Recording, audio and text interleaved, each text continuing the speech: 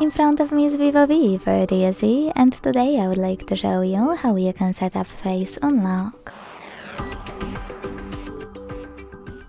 Begin by opening Settings and scrolling to click on Security section. Now tap on Face here, enter your screen lock and choose Start Enrollment.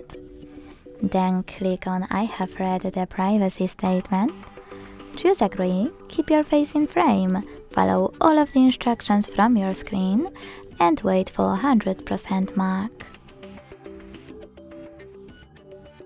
Then hit OK, and manage all of those options however you want to. So now when I go back, switch off my screen and turn it back on, I guess that Face Unlock is working properly. Thanks so much for watching. If you enjoyed this video, leave a like, comment and subscribe. Bye!